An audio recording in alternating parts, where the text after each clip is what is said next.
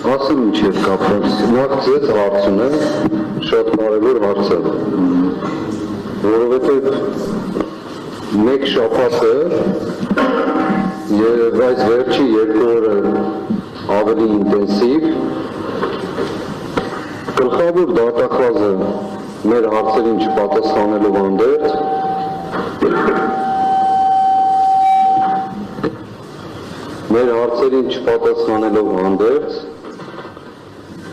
նաև մեղադրանքներ են ներկայացրել, այսօր էլ երեկ էլ խորհրդարանում հնչել են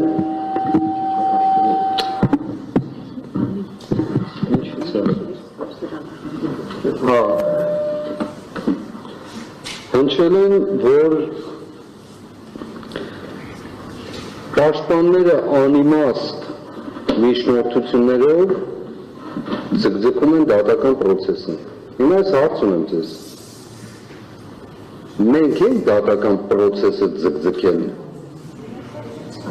Բացի նրանից, որ վիրավորականը հնչել, թե պաշտպանների, թե մեր հասցեին,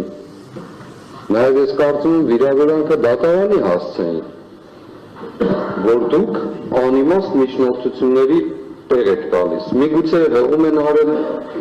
դատախազների ասածներին, որ ասենք մի քանի նիստ շարունակ նույն տեքստը կարդացել են։ Միգուցե դա է նկատում, չգիտեմ։ Բայց վերագրել են մեզ, ասելով, որ պաշտպանները գլխավոր դատախազն ասել, այսօր խորհրդարանում մի ճոխաշրջունք իշխանուհի է ասել, որ մենք անիմաստ միջնորդություններով դատական պրոցեսը ձգձգում ենք։ Այդպես է։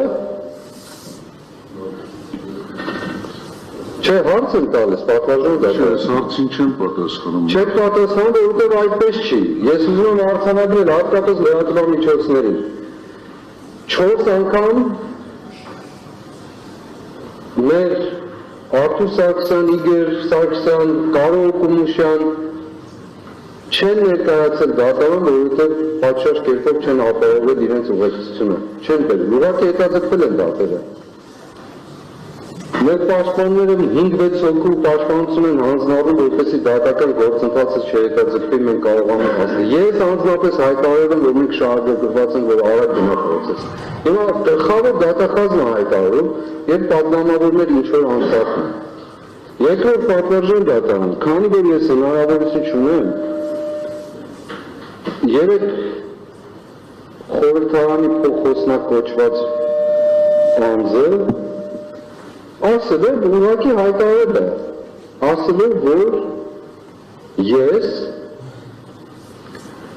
տերորիստական ակտ եմ կազմակերպել։ Ուղղակի հայտարարություն արել, որի մասին ինքը պետք է պատասխան տա։ Ես անընդհատ զգուշացնում եմ, ես դատարանում անընդհատ հնչեցնում եմ, որ այս մարդիկ սանձերը թողել են, անմեղության կախավարկածներ են խախտում։ Սա անարգանքը նաև ոչ միայն մեր այլ դատարանի հանդեպ։ Եվ այո, պետք է մենք դիմենք ըստ այդմ գործ հարուցելու նորից